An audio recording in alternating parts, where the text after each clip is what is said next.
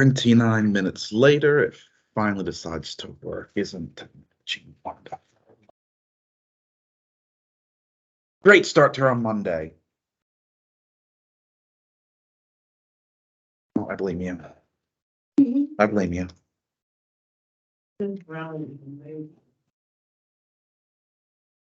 One of those edibles. This clip art is terrible. I know. Don't. It's got substance in it that you don't want. Or maybe you do, but not on campus. I'm gonna have to confiscate the brownies and report you. Just say the bag was empty.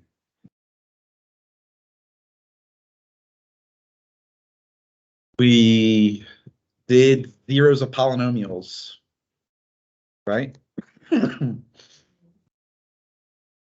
saw how much pain in the butt it was to find those zeros. So moving on to looking at rational functions.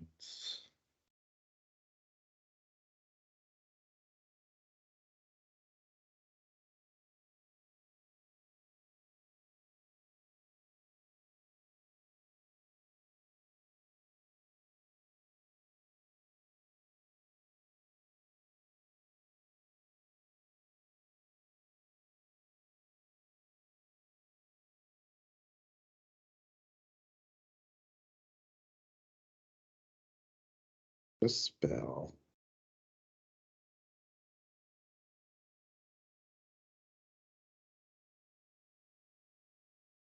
What is the word between cumulus and polynomial? B. The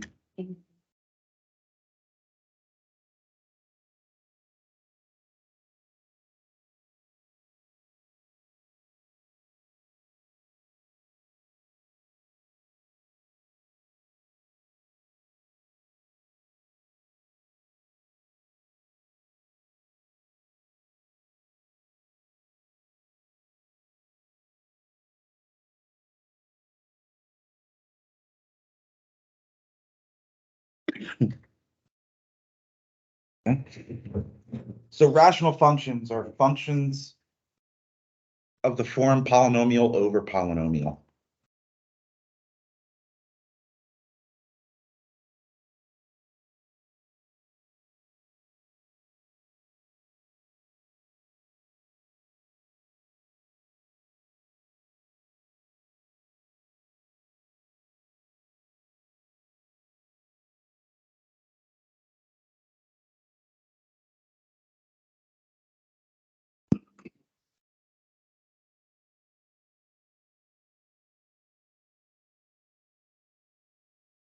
It is proper if the degree of the numerator is less than the degree of the denominator.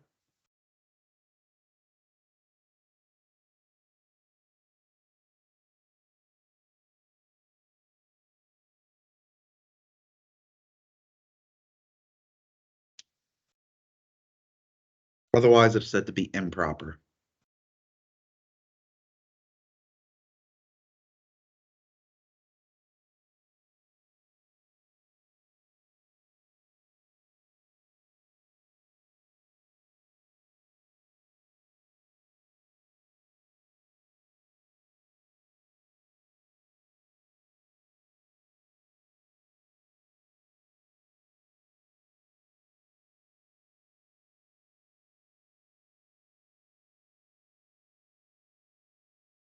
There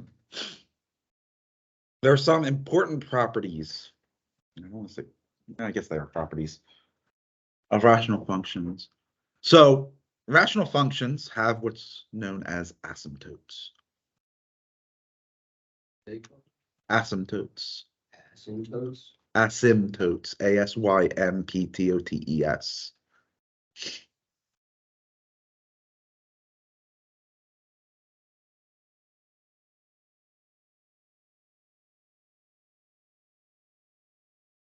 So broadly speaking, there are two types of asymptotes. You have what's known as linear asymptotes. So there are three types. You have the vertical, you have horizontal, and you have oblique or slant.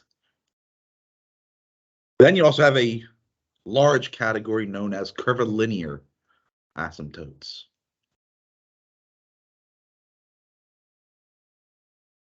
We will not be discussing curvilinear. That is some really advanced stuff.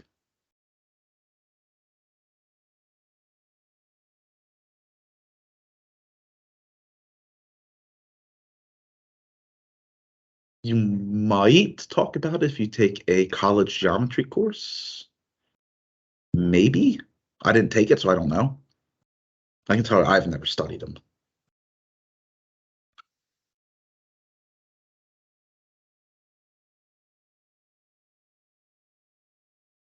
So we're going to look at the three: vertical, horizontal, and slant. Vertical asymptotes occur when the denominator, when fully simplified, is equal to 0.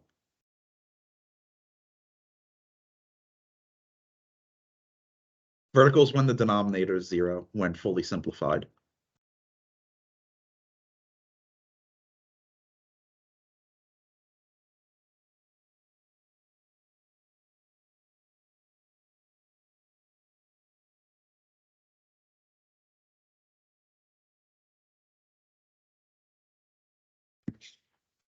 You should be familiar with vertical asymptotes.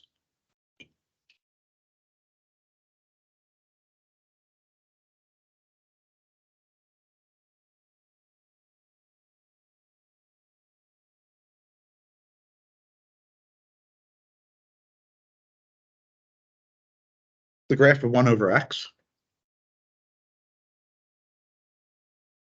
The y-axis is a vertical asymptote. By the way, the x-axis here is a horizontal asymptote. We'll get to that later.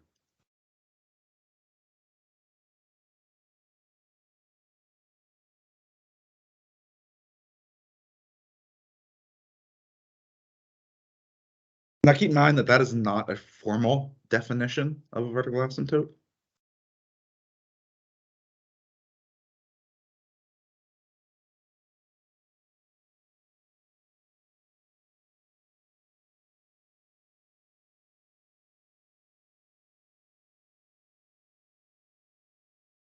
You don't need to write this down.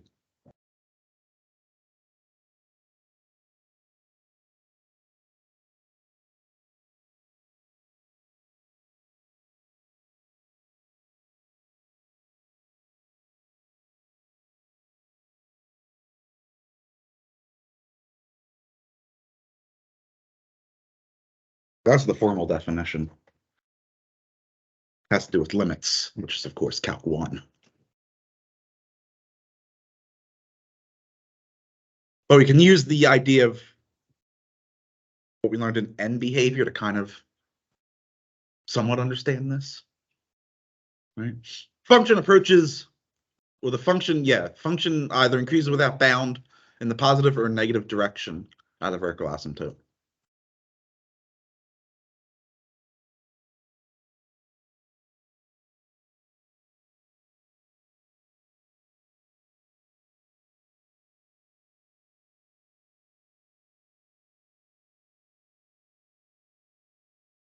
Which for rational function, of course, means the denominator of 0.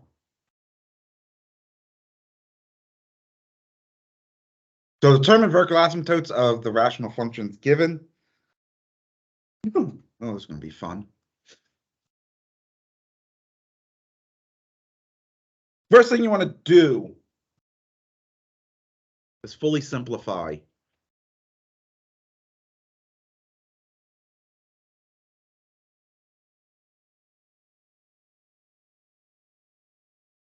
So can the numerator be factored? No, right? So leave it. What about the denominator?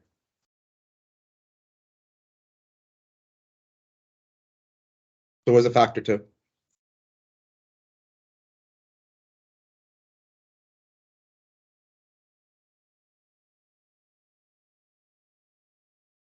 Do you see anything that will, quote unquote, cancel out? No, right? It's fully simplified. So our vertical asymptotes, there are two of them.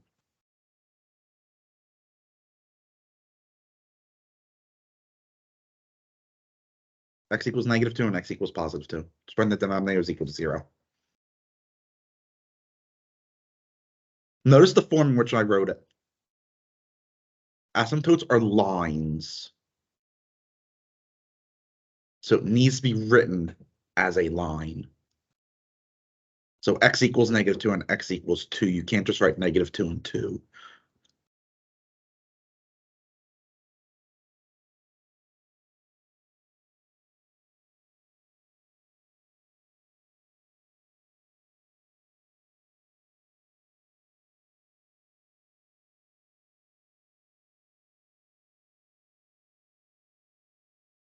Oops.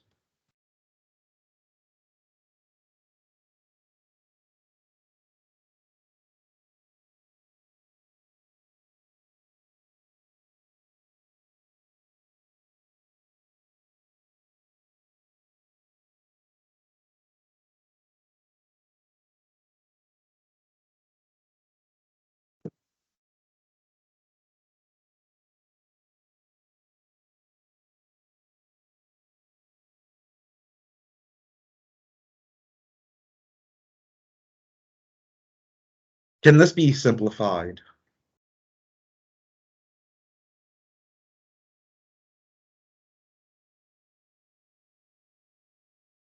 When is the denominator equal to 0?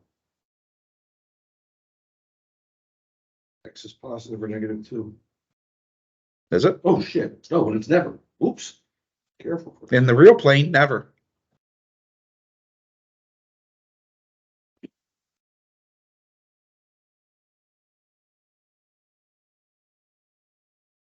Means this rational function has no vertical asymptotes.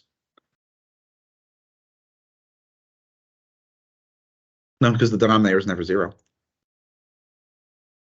Try and solve x squared plus 4 equals 0 in the real plane. You can't. Right? You get x squared as -4, which is nonsense.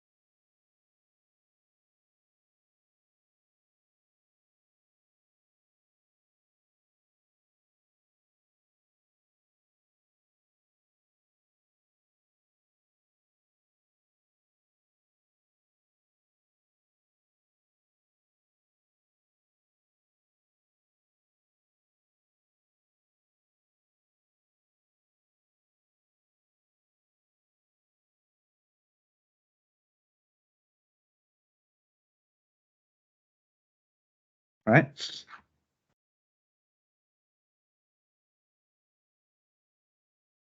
What about here? Would you be able to factor numerator or denominator?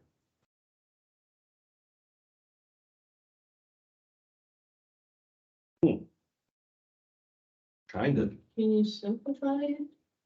That's what I'm asking. So can you factor the numerator or the denominator? Which one can be factored?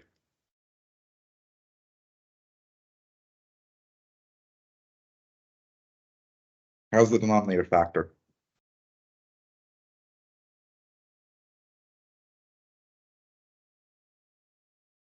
Well, it's -2. X plus 1 times x minus 2.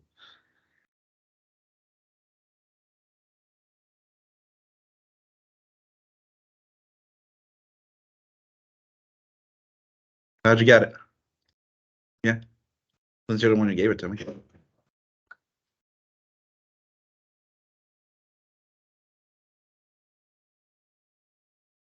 Yeah. It's gonna be, yeah, I'm gonna do the math exactly, but that's the answer.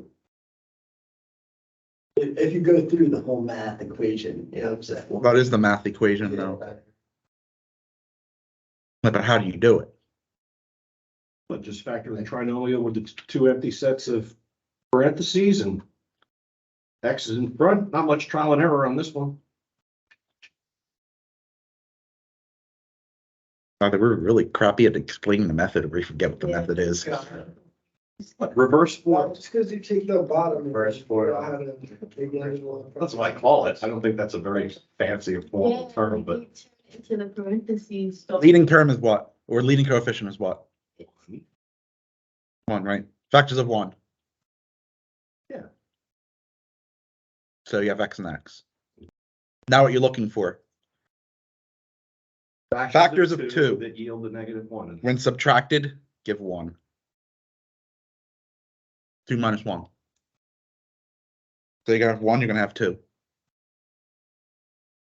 Different signs. Larger product takes the negative. So what's larger, X times 1 or X times 2? So it's -2 plus 1. I don't think that's how they teach it anymore with Common Core, but that's how I always learned it.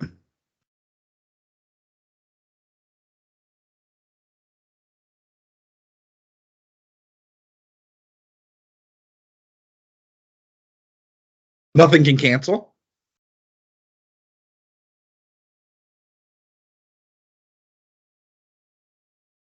So X equals -1, X equals 2 are the vertical asymptotes.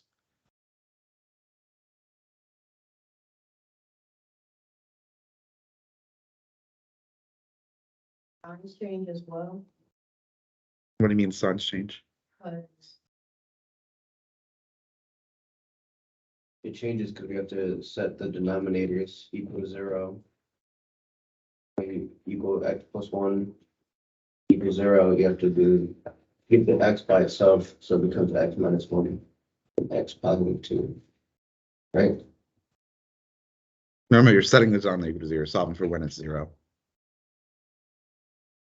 So what plus 1 is 0? -1, right? What minus 2 is 0? 2. So there's your vertical asymptotes.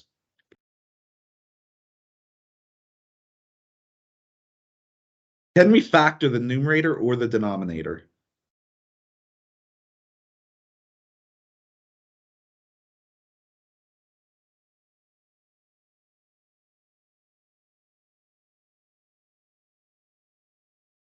So, Your algebra teachers would be very sad. Denominator can be factored. Really a difference of cubes It's not a difference of cubes, it's sum of cubes. or sum of cubes? Yes, sum of cubes can be factored.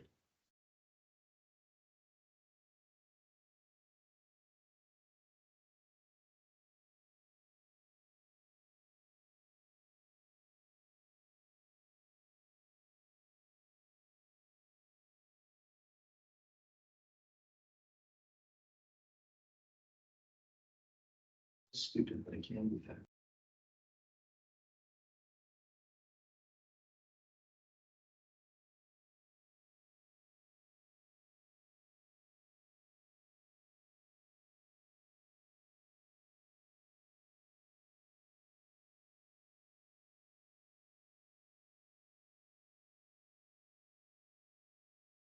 Just double check them. 99.9% positive, that's it. Like how to factor out the cubes. that's the form. That's the formula for difference, for sum and difference of cubes. Jesus. So in other words, if it's a plus a cubed plus b cubed, it becomes A a minus b minus b times a squared plus b. Oh. Well, my algebra teacher is almost surely dead by now, so. I mean, it's 40 years ago. Well, then they're rolling over in their grave. Yes, that's it. So now I'm 100% confident.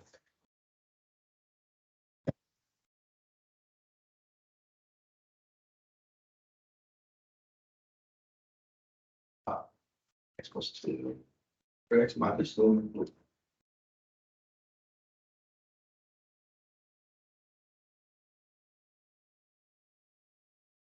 That's Howard factor.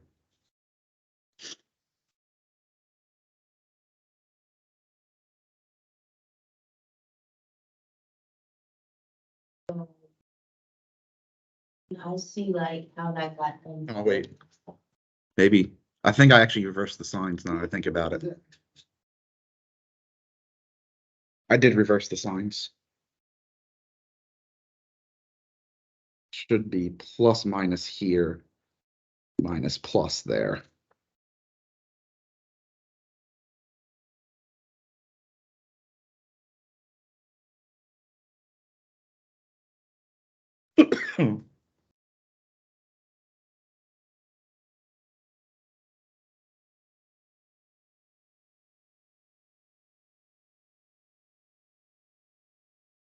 Right, so that's the sum difference of cubes.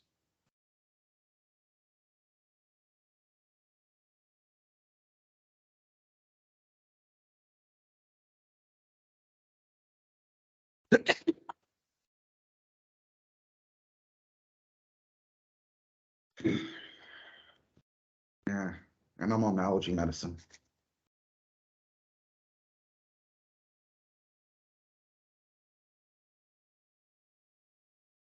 Probably been coughing too, come to think of it.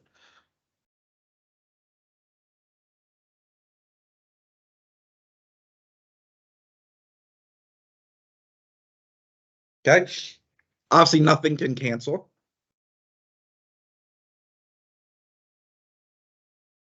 We have a single vertical asymptote. X equals -2. Oh, you wouldn't use the quadratic? Oh, of course, they're gonna come out to. It's gonna be complex, that has no. So you don't even bother. If we could factor that out again, maybe a half tree. And then there'd be 3.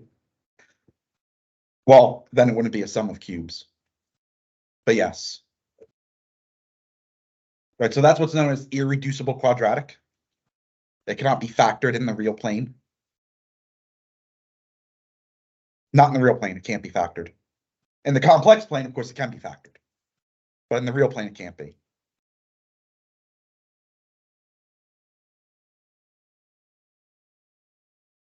Right, you know that there's only one solution because you just looked at x cubed plus 8. Solve it for 0. X cubed, in the real plane, x cubed equals -8, meaning x is -2.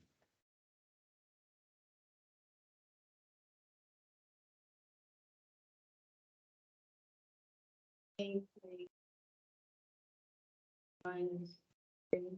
How did that, and how did you apply, like, how did you apply that to get that? So what is a? An x cubed plus 8.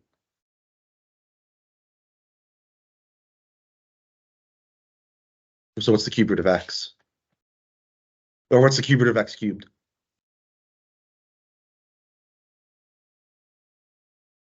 You're overthinking it. Yeah.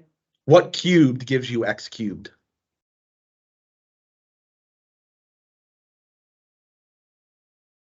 X. Cube x, you get x cubed, right?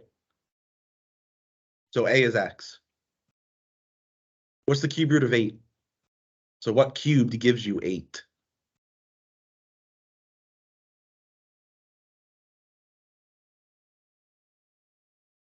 Wait, right, it is a number. It's 2. 2 cubed is 8.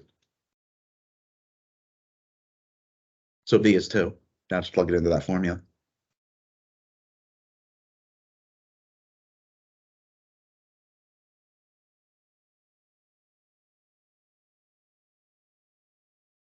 That is, when do you do cube roots and cubes and all that? Second grade? What? Cube root.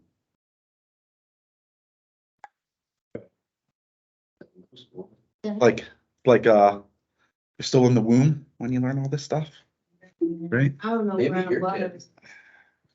That is not, but this is really going over my head.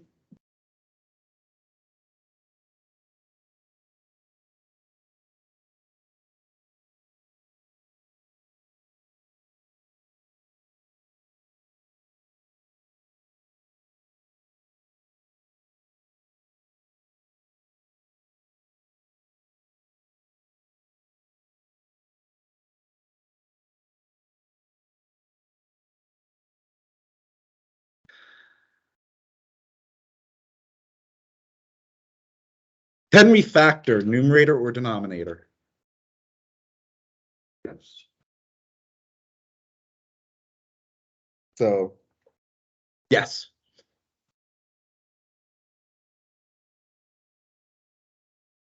Here's something to remember.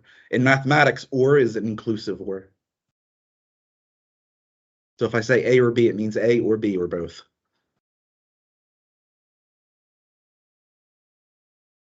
It's not an exclusive or, it's an inclusive or. So it's completely at odds with my ongoing stat class. Well, you're not doing ors, you're doing unions. Well, actually, no, a union would be inclusive as well. But we're working on, not double counting stuff. At any rate, Right, that's inclusive. Right? If you want to avoid double counting stuff, that's inclusive or. but it's, you know what, never mind. Rabbit hole, How does the numerator factor? x times quantity x minus 1. How does the denominator factor? X minus 1 quantity x plus 1.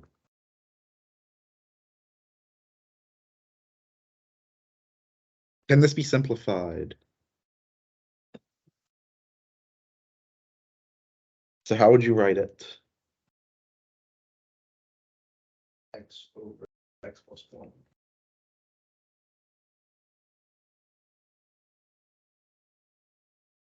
Like that? Mine says wrong, but sure. Yeah. Parentheses, no parentheses. Well, I got it. Parentheses. No parentheses.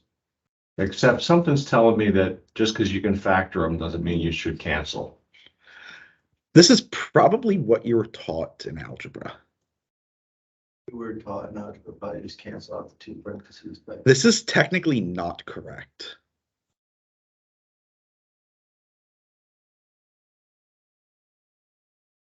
What do you get if you plug in 1 here? Get it 2, and that's not, The whole thing. oh, 1/2. What do you get if you plug in 1 here? Trouble. Undefined, 0. so they're not equal. Minus 1.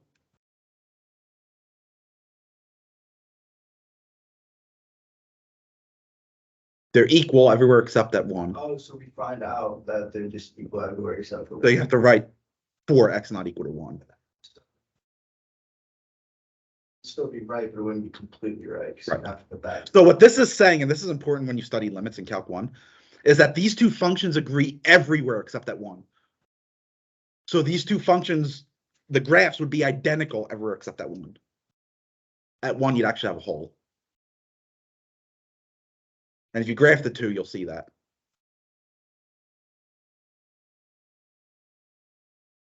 So where's our vertical asymptote? Equals -1. There's only one vertical asymptote here.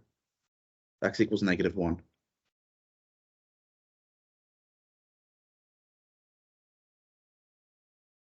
X equals +1 is what's known as a hole. It's a in calc, it's called a removable discontinuity.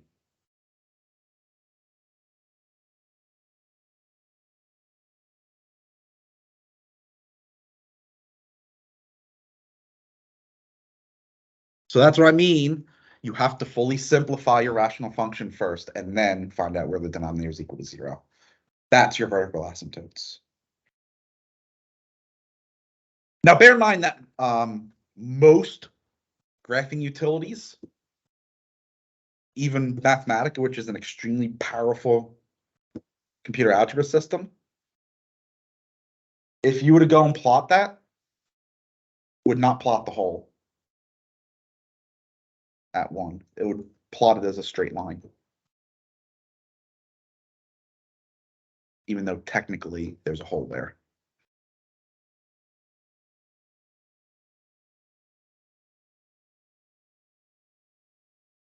So how does x not equal to 1 again? When you plug in the x plus 1 to 0, because the denominator can't be 0. Right here. You're canceling out x minus 1. You're only allowed to do that if that's not zero, Oh, it's because we're canceling that. right? Because what's 0 over 0? It's not 1. It's indeterminate. Right, so 0 over 0 is not necessarily 1, which is why you have to make that stipulation. Since we're saying x minus 1 over x minus 1 is 1, we have to stipulate ever except when x minus 1 is 0, which is ever where x is not 1. Similar argument to what's 0 to the 0. That's also indeterminate. Why is it just 0? 0 to any power is 0, right? But anything to the 0 power is 1. So what's 0 to the 0? It's indeterminate.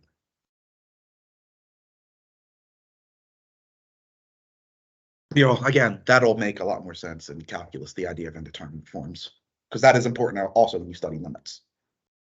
Right, 0 to 0 is indeterminate, 0 to the 0 is indeterminate, infinity over infinity is indeterminate, infinity minus infinity is indeterminate, right? Infinity over infinity is not necessarily 1. Infinity minus infinity is not necessarily 0 because you have different levels of infinity. And what is infinity, right? It's just a concept. It's not a number. Not determined. Right. It'd be like, what's an infinitely large number minus an infinitely large number? Well, it depends on what the numbers are. Right. However, you can say infinity plus infinity is still infinity. Right? Because if you take an infinitely large number and add an infinitely large number, it's still going to be infinitely large.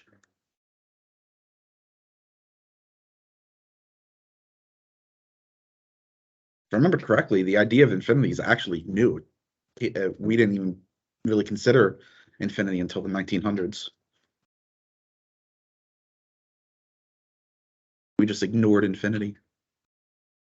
But on that idea. Physics. Of course. Well, that's okay. I think the idea of 0 wasn't even accepted until the 1800s. Mathematicians just ignored 0. So once we determined there was 0, did everything have to change for what they had studied once they? We just rewrote. They just rewrote things. But they just would ignore 0. So Newton did all, and Leibniz did all their work without even. Yeah, 0 is kind of, I think it was the 1800s, I might be wrong. But for the longest time, 0 is a relatively new concept in terms of mathematics.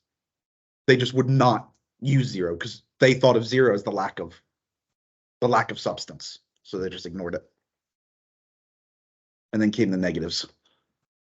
Then they kind of had to think about 0. It's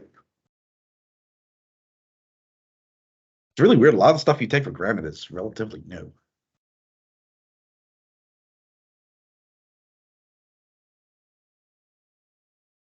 We're going to determine horizontal asymptotes next. Right, so the idea of a horizontal.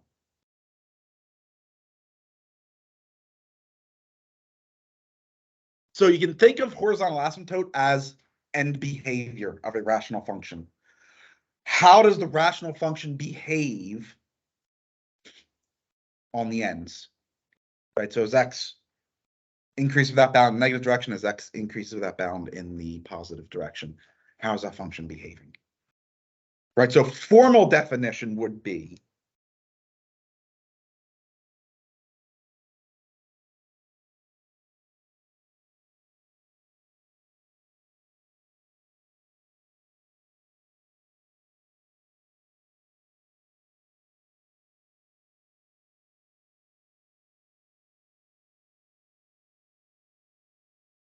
I don't want to do that.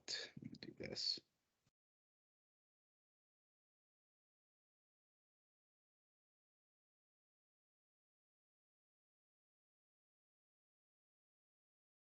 As long as you're approaching the value L on one side or the other, it's a horizontal asymptote. For rational functions, it's very easy.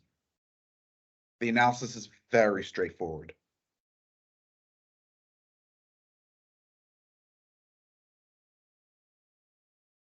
You just look at the leading terms of each, right? Same argument as when we looked at end behavior of polynomials, right? If X is extremely large, the leading term dominates everything, right? None of the other terms really matter.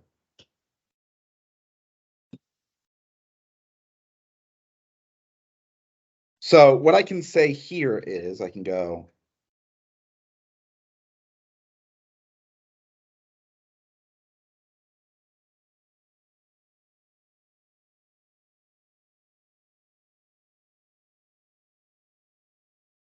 for x squared over x squared plus 4 behaves as 4x squared over x squared. All right, if you really want to, you can say, put an x approaches plus minus infinity over that arrow to say, for large values of x, either in the positive or negative direction, this is how this function is behaving. Well, x squared over x squared would then be 1, right? Since we're dealing with large values of x, we're not looking at x equals 0, so they can cancel out. There's your horizontal asymptote for it.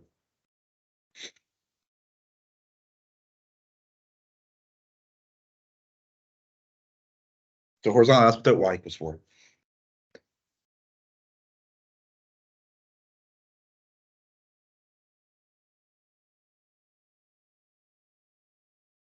So then here's what we're doing in a sense.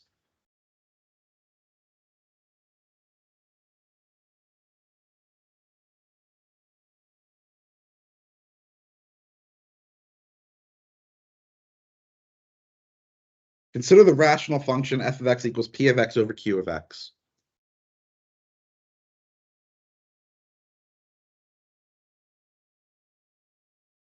If the degree of p is less than the degree of q, right, think about it. That means that you're going to have something like what? X to the n over x to the m, where m is larger. So what you're going to be left is 1 over x to the m minus n, right?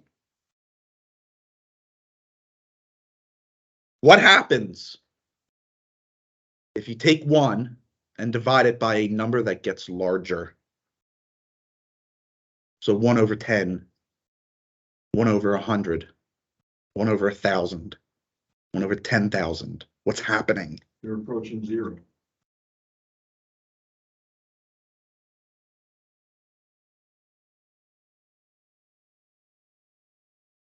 And it's the same argument for the negatives.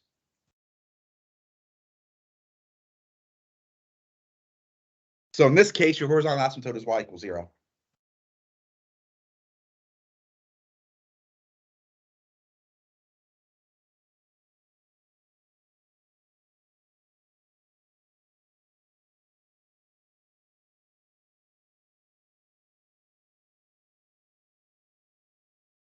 If the degrees are equal,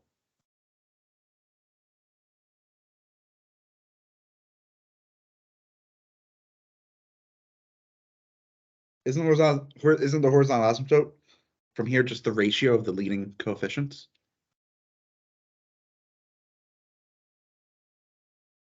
Right? Because you're going to have like ax to the n over ax to the n, or bx to the n, let's say, right? X to the n over x to the n is 1, you're left with a over b. What about it? What if the numerator was, let's say, 4x squared plus x? Doesn't matter if you only look at the leading terms.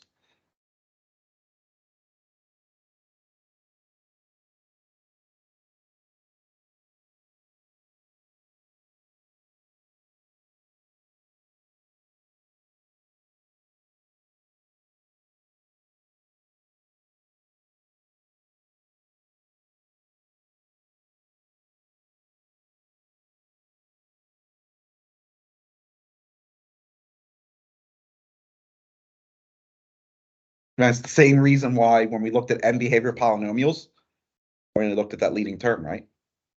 Remember that? And that determined the n behavior. It's the same argument, except now we're doing it for both numerator and denominator.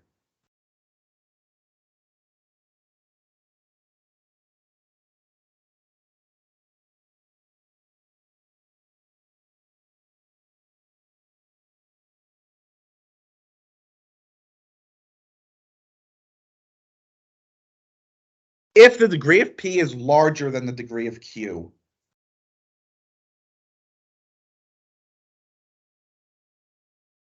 Right, we'll have like x to the m over x to the n, where m is now larger. That would simplify to x to the m minus n, right?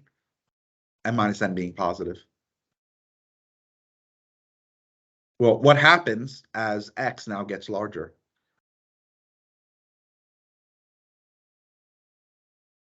Just keeps getting larger, right? So there's no horizontal asymptote.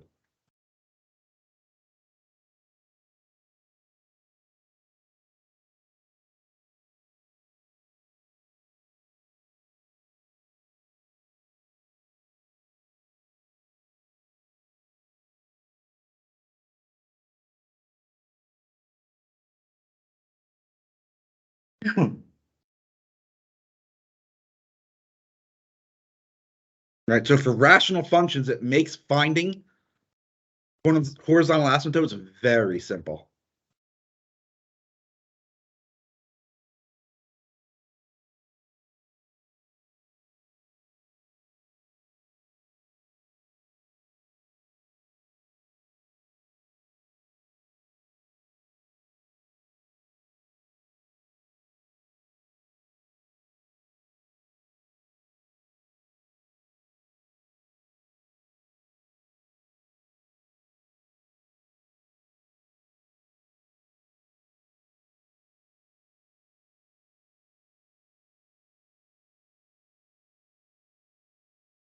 So if you look at this function,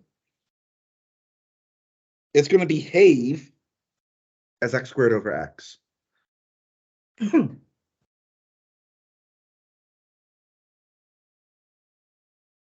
course, just equals x. Right, so this is now the third possibility, right? This is what I mean. So for very large values of x, either positive or negative, this function behaves like the line y equals x. That will continue to increase without bound in either direction, so there's no horizontal asymptote. Right, it's not leveling out to anything.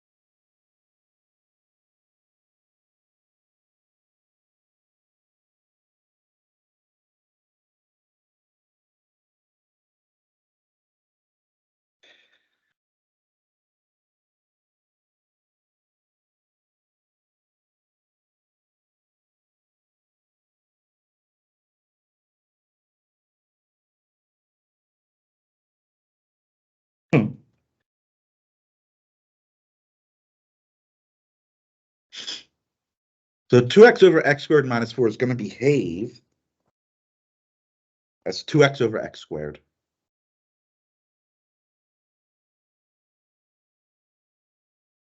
That just implies 2 over x, doesn't it?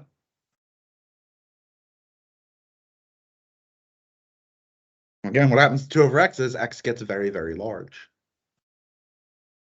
It behaves as 0, right?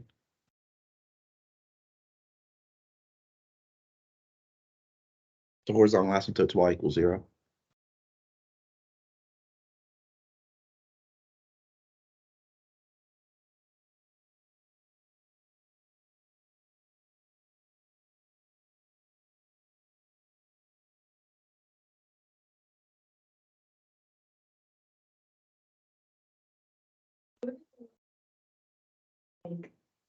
Because it's a horizontal asymptote. So it's a horizontal line, right? Y equals, yes, because it's a vertical line.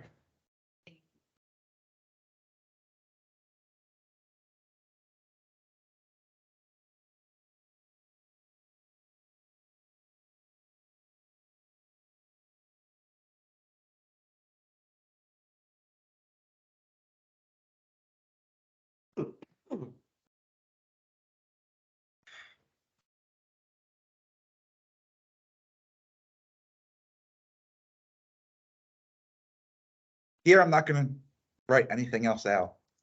Just look at it by observation. You should easily see what the horizontal asymptote is.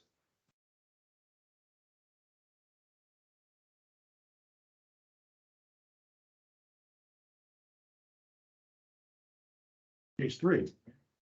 One, Yeah. not one, zero. Oh shit, it's the ratio. Of course, degrees are equal. Yeah. So what is it? 3/4. Yeah. Horizontal asymptote is 3/4. Oh. Okay. Right, because this would behave as 3x² over 4x². And the x² drop out. It's 3/4.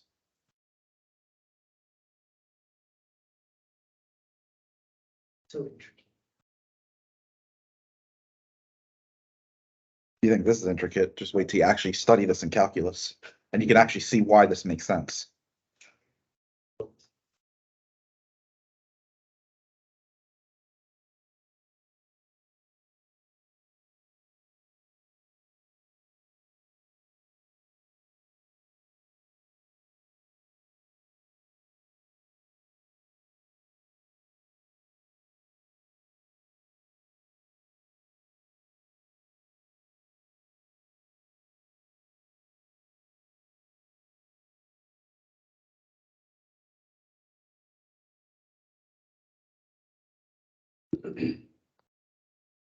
All right, so the idea of oblique asymptotes or slant asymptotes, so they're the same thing.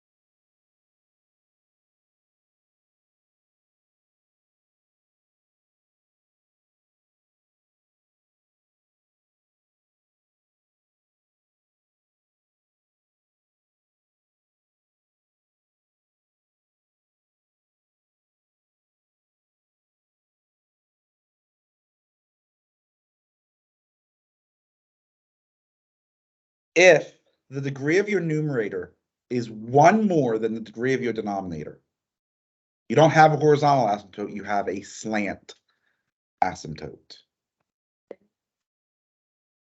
Degree of the numerator is 1 more than degree of the denominator. You have a slant asymptote.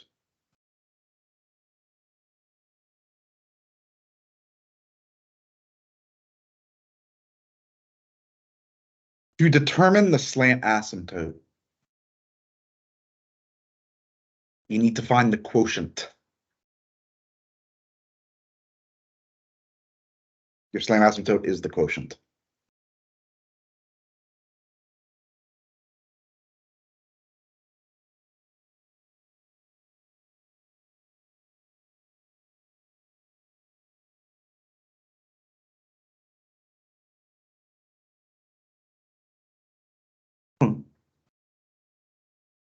Okay?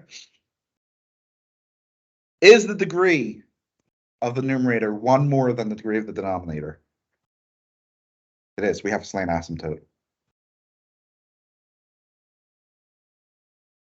Oh, look. Isn't the denominator of the form x minus a? We can use synthetic division.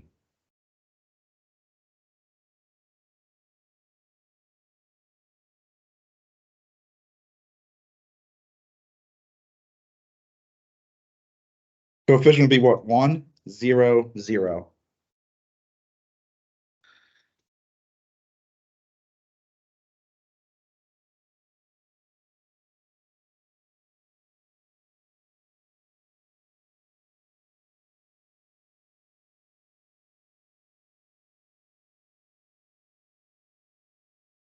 Slant asymptote is the line y equals x minus 4. It's only the quotient. We ignore the remainder.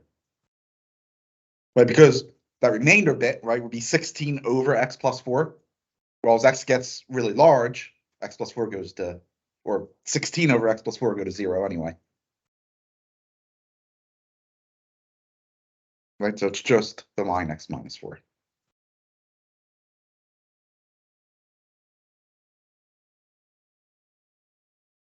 Guess we got lucky with that one, it being X minus A.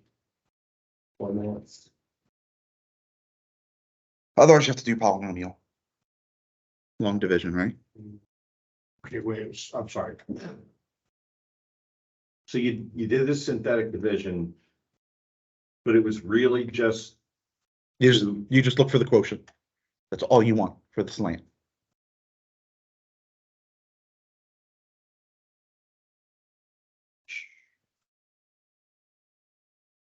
Right, because what you're doing is we're rewriting this, right? As x minus 4 plus 16 over x plus 4.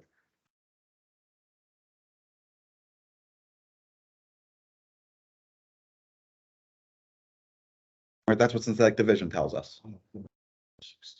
But now what happens as x gets really large? This term goes to 0.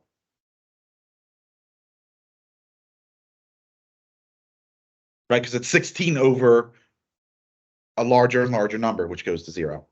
Which is why your asymptote is just the line y equals x minus 4. So X is always just considered to be a very large number, and if it. For asymptotes, for horizontal asymptotes, either horizontal or slant asymptotes, yes.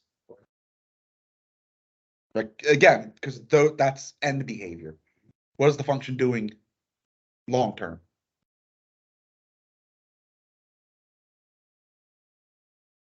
So you can just ignore it. Right, so we say that the curve is approaching the line x minus 4. It's never going to hit it, right? Because this will never actually be 0. Right. Very close. But it's getting closer and closer. That number is getting smaller and smaller and smaller to the point where it's almost negligible. Right, so it's approaching that line x minus 4. That's the whole idea of a limit, by the way. That's what a limit is.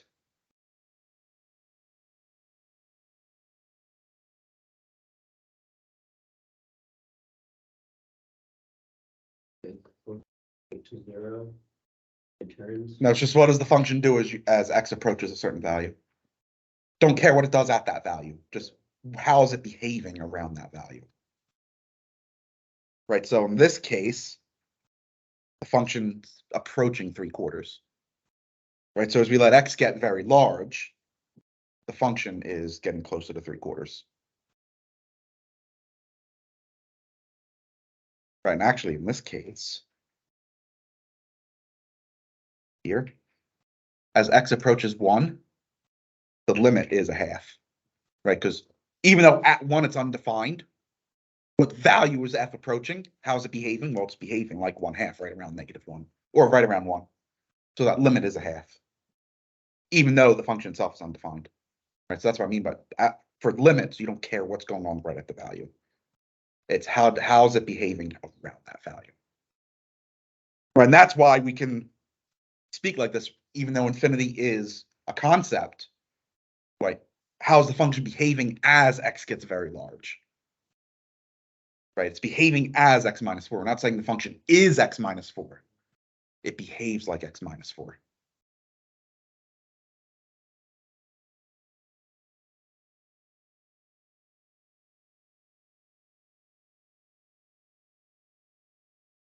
What about here? Are we going to have a slant asymptote? Why?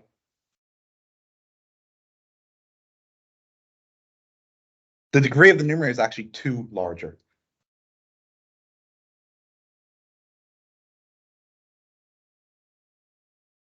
In fact, this is an example of a curvilinear asymptote.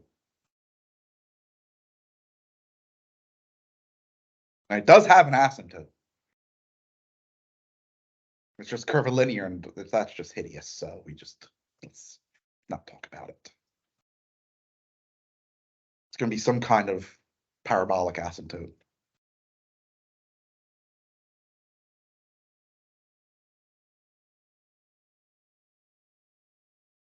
I remember looking it up once, and I was like, "Yeah, that's quite all right."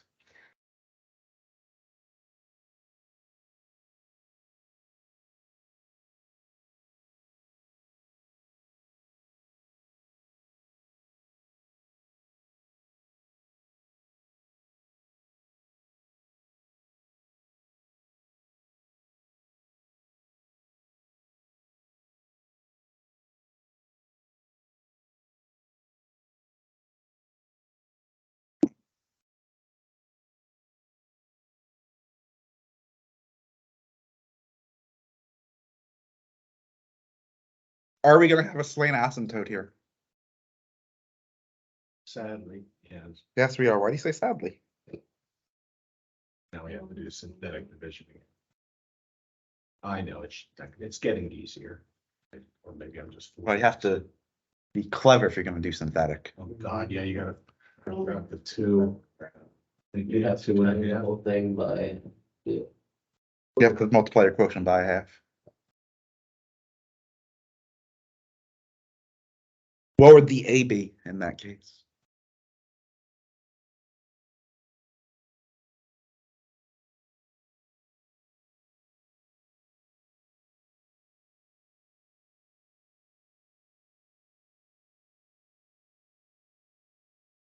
All right, so we get 5/2. Minus 5 is 5/2. And I don't care about the remainder. So I'm not even gonna bother.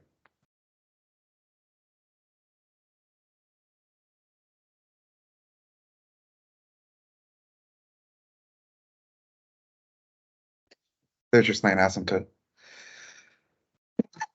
Right, so multiply the quotient by 1/2.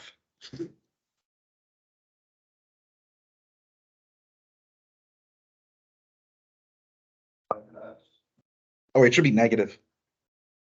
Be negative 5/2.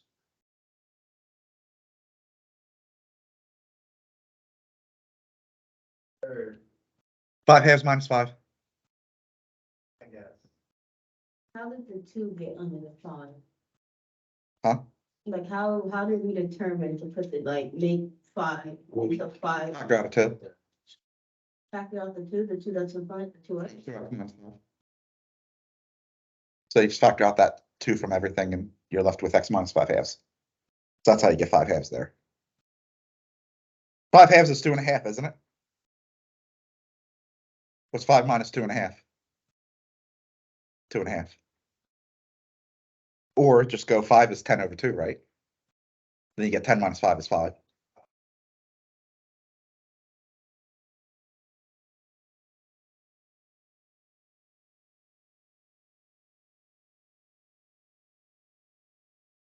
So you factored out a half up top. No, you factored out a 2. Well, technically, we're factoring out the 1/2, yes. Yeah, because it's the denominator. So it would be like a half times the numerator over x plus minus 5/2. Yes. And then a is 5/2. And you do it. And you get a quotient. You have to multiply the quotient by a half. Yeah, because you factored out the 1/2 originally. See, I was thinking 2, but that's obviously. Right, because you were still thinking that you factored out a 2. You factored out 2 from the divisor, which is factoring out 1/2 from the entire fraction. Right, because you said it because it's in the denominator, right? You're factoring out a 2 from the denominator.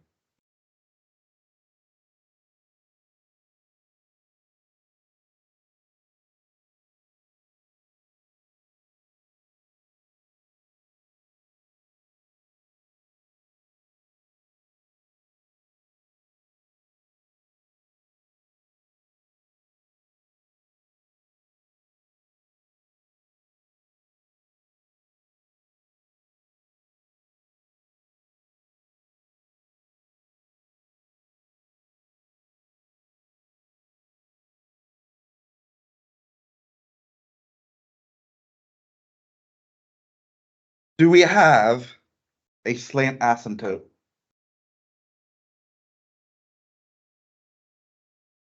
Yes, we do. Can we use synthetic?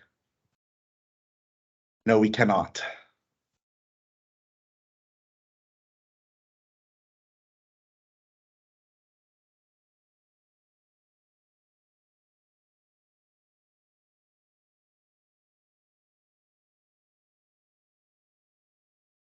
You know, I don't really need that last plus 0. So I'm just gonna not write it. Maybe I should. Depends on how I want my continuity to be. We'll see. So remember how to do long division.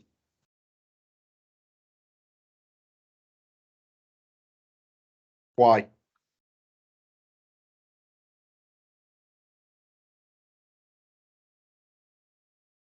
X, Make what equal to x cubed? X squared.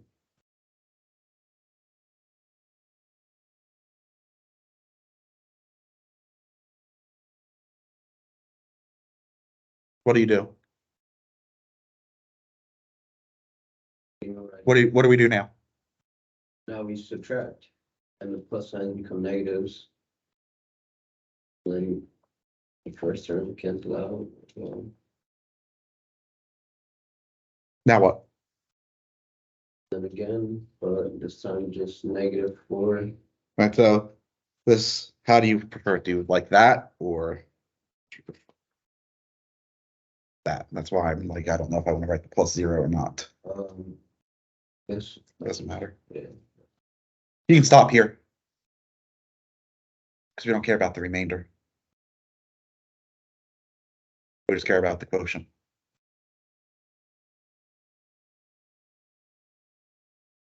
Two x minus 4 is your Slane asymptote.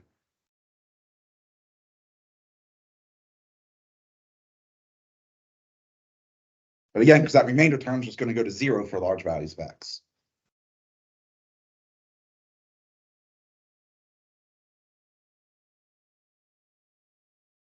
So I didn't discuss it because we already talked about it, but domain of rational functions can't have 0 in the denominator. Right, so it's all real numbers except when the denominator equals 0. Right, but we talked about that, what was it, the second day when we looked at domain and range? So The domain can't equal 0. No, it's all real numbers except where the denominator is. And that's before you cancel anything out, right?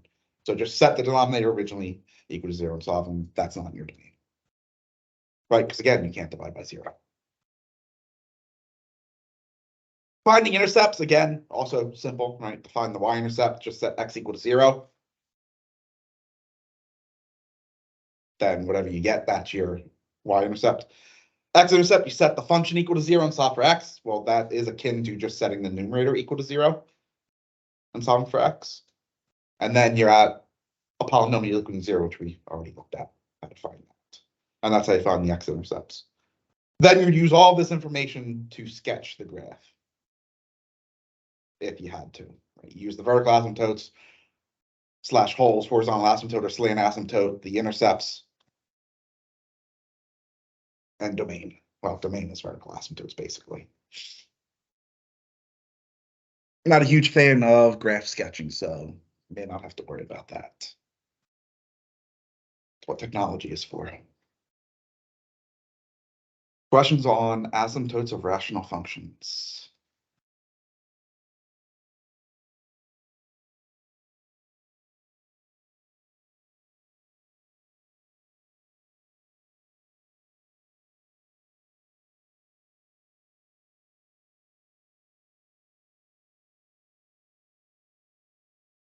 For the vertical, we have to simplify, right? Simplify how we did all the ones. With the first example, the x squared minus 4. Yep, you want to fully simplify. Because if you have common terms in the numerator and denominator, then it's not a vertical asymptote, it's a whole. If you have common, If you have a common term in the numerator and denominator, yeah, then where that equals 0 is not an asymptote, it's a whole. That's why you quote unquote cancel everything out first, like we did in the 5th problem, I believe it was the very last one. and with x squared plus 4, why could that be factored? What happens when you square a number? Doesn't double. Why could we square a number? It's positive, isn't it? Yeah. How can you get positive plus positive being 0? Can't. That's why there's no asymptotes there. Oh, and that's why the minus 4 could be. Right, so it's irreducible. That's an irreducible quadratic because it cannot be factored in the real plane. It can be factored in the complex plane. Right, it'd be x plus 2i and x minus 2i. And with the x cubed. It was the function a cubed plus or minus b cubed. Right, so that can factor. And then a was x, and then b was 2 Two, because yep. the 8 cubed. Yes, would be 2. right, what's the cube root of 8? Yeah, Not 8 cubed, 8 cubed is a really large number. yeah. All right, 64 times 8. So then we just plug in those numbers for that equation. You actually didn't have to do it for that one, because the numerator was a constant 3. So you could have just looked and said x cubed plus 8, when is that 0? When x is negative 2. But I just want you to get in the habit of, whenever you see a rational function, immediately completely factor numerator and denominator.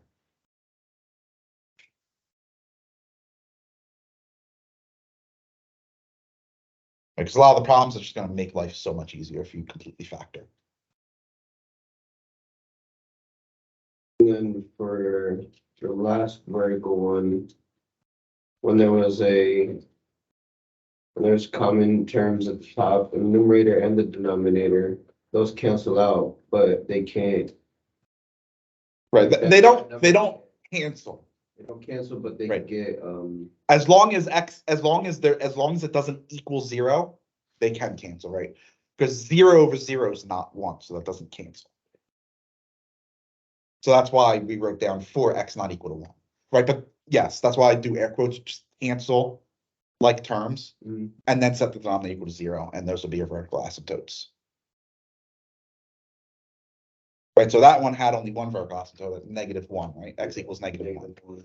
X equals 1 is a whole. that's the whole, because Right. the top. So the domain would still be all real numbers except 1 and -1. It's just at 1 you have a whole, whereas at -1 you have an asymptote.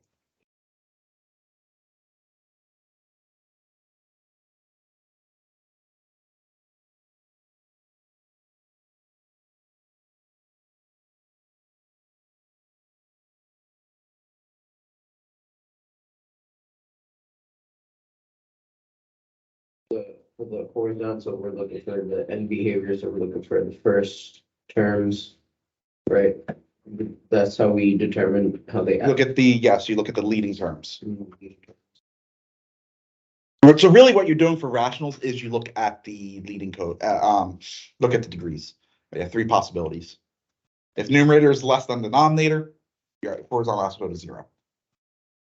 If the degrees are equal, your horizontal asymptote is the ratio of the leading coefficients.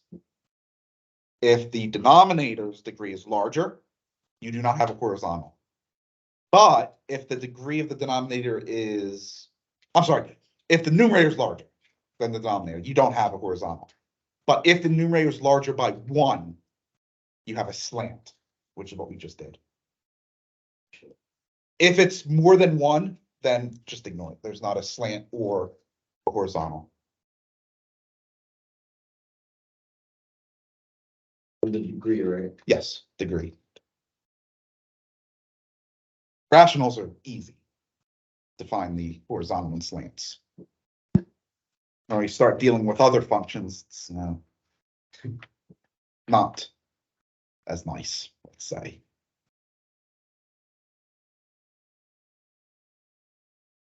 Anything else? Can you give us one more to try before the quiz?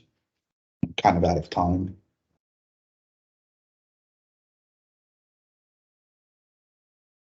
You're still gonna be here for like only 20 minutes after class, then we push it back for one more. Simple. No, because I'm only allowed to meet for the 5:20. I can't actually force you to be here past 5:20. Because you might have another class or you might have other obligations, right? What have we all agreed on? I'm still getting it to sticky.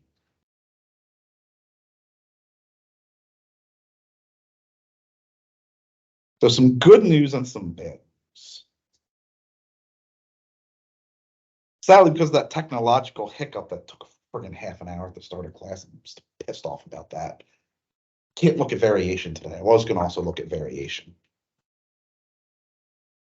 So that means on Wednesday, we're gonna look at variation and hopefully exponential functions. So we're gonna start the next unit on Thursday regardless.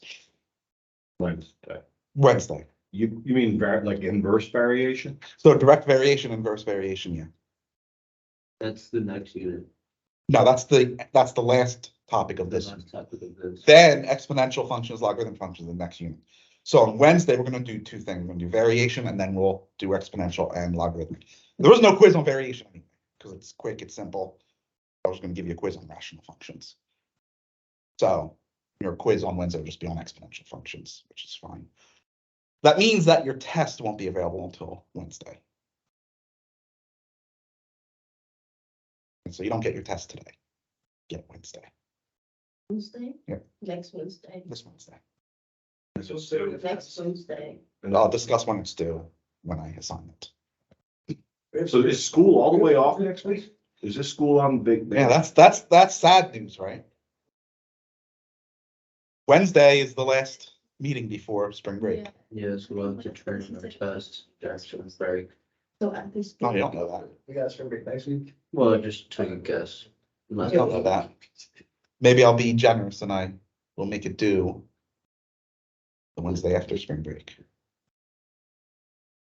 which is probably what's gonna wind up happening. But it depends on my mood.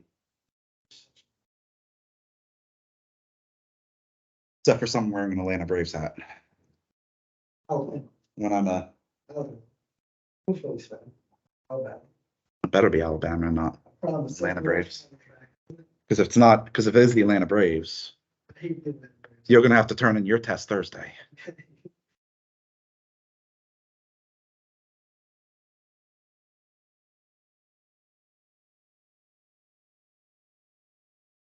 Do it. You're like, oh, no, we got tests on Wednesday, but you're still on sheet of paper.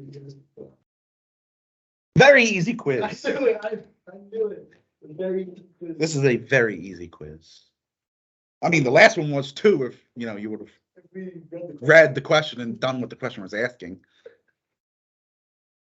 Instead of trying to find all the zeros when I just wanted a list of all the possible rationals. The list of possible It's just, rational. we're so traumatized at this point. I expect the perfect. The next unit is actually a very easy unit. I think it only takes us like 2 weeks, so you want to make it. And more? Yeah, there's one more to pass to. Just so I don't have to walk down then, but I'm lazy.